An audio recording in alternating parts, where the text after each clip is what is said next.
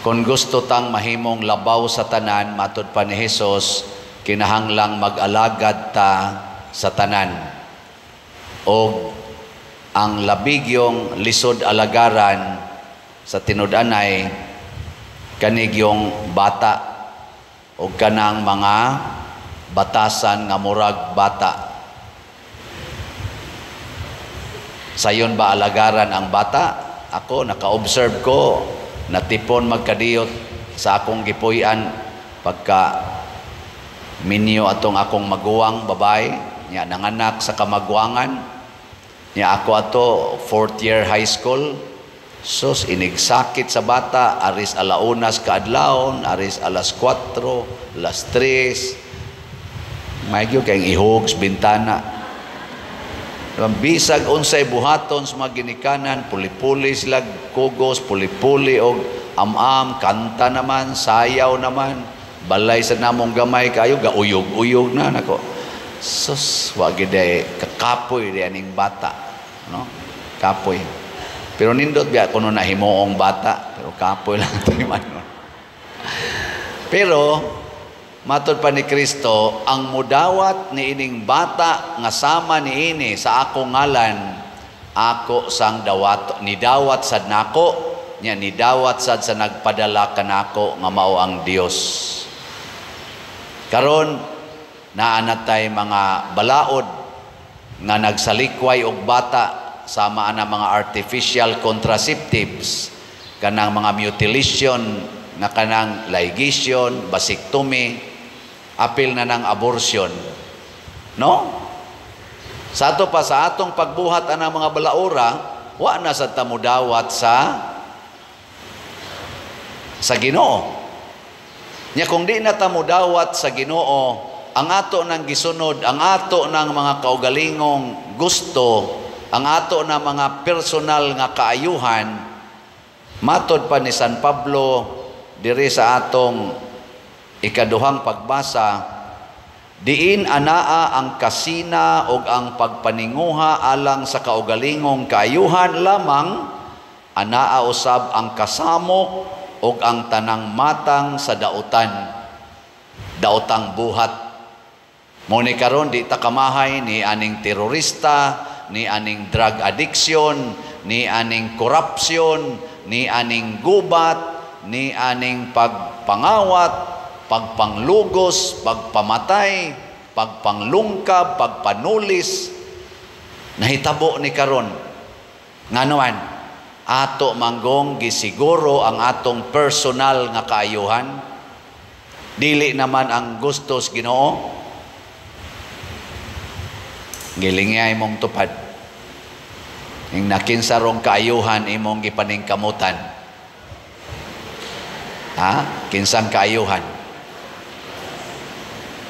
Oy, nanag-away, matod pang San Pablo diri,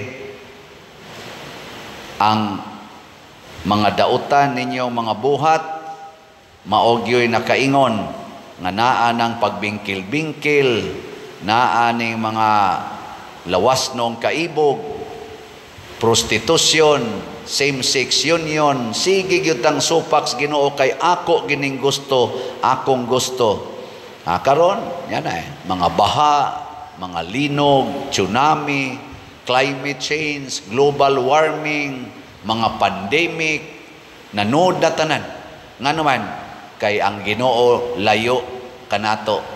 Muna sa atong unang pagbasa sa kaalam ni Solomon, niingon gidiri nga ang mga dautan kanunay gyung nagplano og mga kadautan sa ilang isig katao, apan ang mga maayo nagsalig sa Ginoo nga ilang manluluwas. Nya ningon din ang mga dautan, be, ang Ginoo man kuno'y muluwas nila, atong sakiton, atong patyon, tan-aw nato nig asa kutob ning ilang pagantos, pero ang mga buutan moantos ra gid na, mohilom ra gid na.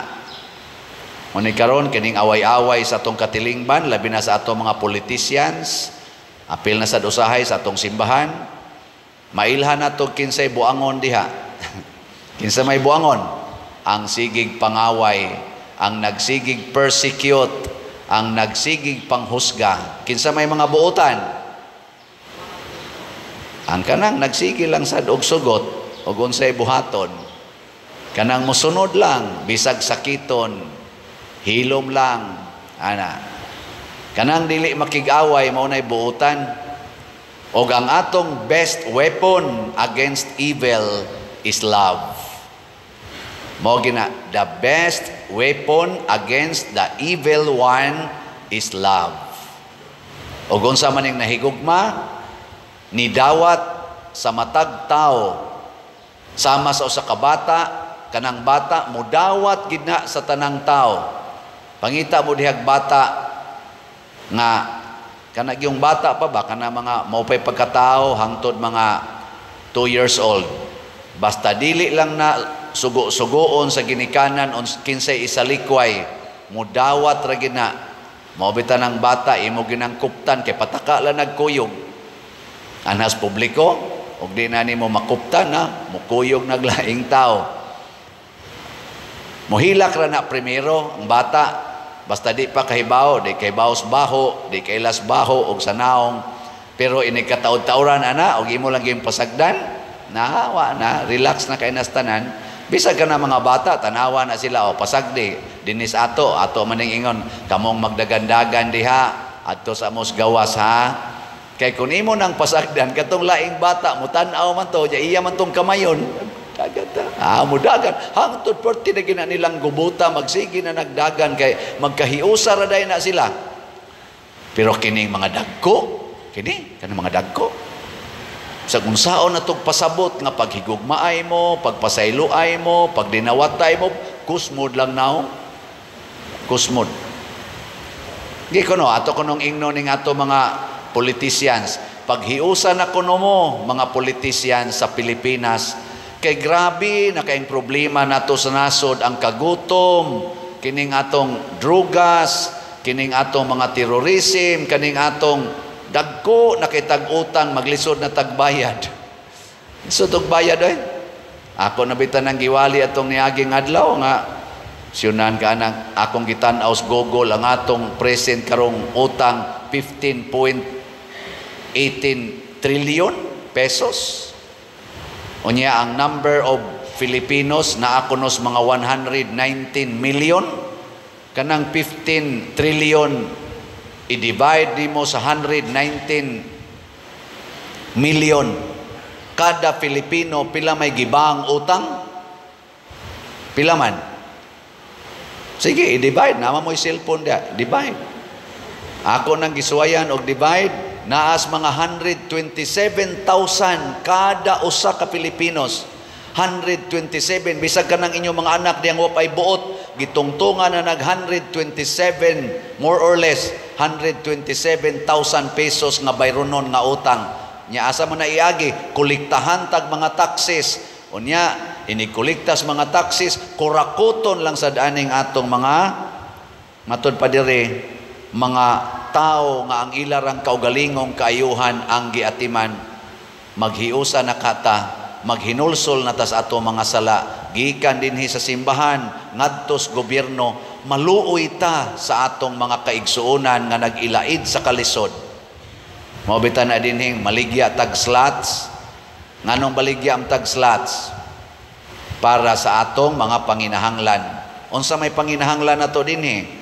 Bayra nato ang atong mga contractors nga nitukod sa atong kumbinto nga gigamit na nato karong sugod. Nakapahimos kita sa atong mga formation, sa atong mga gatherings, napahiluna na ta, nakadawat na sa tag mga guests dinhi nga mga religious, kanang dunay way kapahuwayan na natay mga kwarto, pero ang atong mga contractors wapa mabayari tanan. Gihuman nila ilang trabaho pero wapa mabayari. Maluoy mo nila dili. Kusga. Palit mog is BF dag. Napatay daghang balanse. Ngatong is BF dag nanatay halin 39,111 ka slots pero naapay 20,800 889 ka slots nga available nga tag 500 pesos per slot. Og mahuman ni natog palit, hurot-hurot sa natog bayad ang ato mga contractors. Pero di ni mahurot og kapalit, maglisod sad. Siya ro wa gyud mo'y 500 diha karong adlaw. Inka para manggunis akong kaon padir. Ayaw lagi ng imong personal nga kaayuhan. Ayaw sa naghuna-hunaa. Huna-hunaa usa ang panginahanglan sa uban. Nganong namaligya man tag si Tio MM kaning tag 100 pesos tungod kay ato ning ipakaon sa mga around 3,000 kapamilya in town dinis atong parokya nga purtig yung lisura. Karong Oktubre inig sa ulog natos pista sa atong segunda patron Birhen sa Santo Rosario. Karon maning October 12 nato sa ulogon.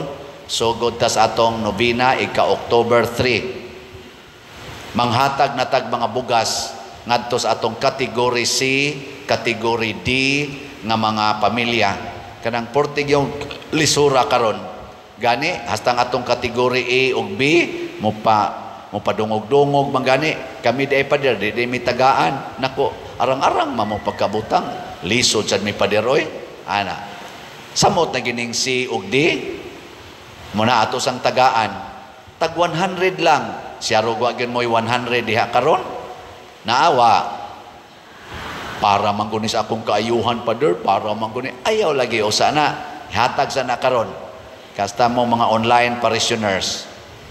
Ang atong halin sa atong CTU MM niabot nag 9,733. Anapatay 60,267 ka slots nga available. 100 pesos per slot. Itukod ni natong mga balay, labing minus, 61 ka balay atong tukuron nga mogasto og mga 40 to 50,000 kada balay, materials and labor. Niya nakahimo na tag mga 90 ka balay last year. Karon sa ako na sang birthday puhon og makaabot pa ko ato na sang tukuran og mga 61 ka balay para sa mga kabos kay natong mga kaigsuonan. Nanay nang apply diha hapit na tingin na moabot og mga 80 ka buok. Ato lang ng pilian sa kadtog yung labing nang inahanglan. Samot na tingali kung kining atong mga nagda sa atong nasod, nagda sa atong simbahan, nga naa diha ang kwartang dagko kaayo atong mga taxes, mga buhis o mga income, samot na gyud kung ato ginang gamiton para sa kaayuhan sa tanan. Kay boy sugo os Ginoo. Di na ta mag-away ana, di na ta magsiglalis, dagko kay gasto anang ilang away kada hearing nila diha tagpila ka milyon atong gasto musangko lang sa pagsininghagay sangko lang sa muragyog mga bata nga nag-away kanunay iampo nato ha nga magbinuotan na ni sila nga mahimo silang maayong modelo kining ato mga elected officials o mga appointed officials sa atong gobyerno apil na sa dinhi sa simbahan sama namo mahimo unta ming mga modelo unsaon pag sinabtanay, pag tinabangay nga matod pa ni Kristo kung gusto kang mahimong labaw sa tanan diri sa tong ebanghelyo alagari ang tanan labi na gyud ang labing ubos gilingya na imong tupad practice ing na sugot ko karong si manaha himuon ko nimong sulugoon gina karon lang si manaha na karong si manaha sugot ko imo kong sulugoon.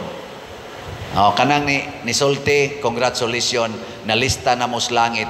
Kamong ga, mugtok lang mga naong. Ala, pagbag-o na mo, aron nga malipay sad mo, o mahimo sad mong agianan sa tinuod nga kalipay o kauswagan. Manindog na ta.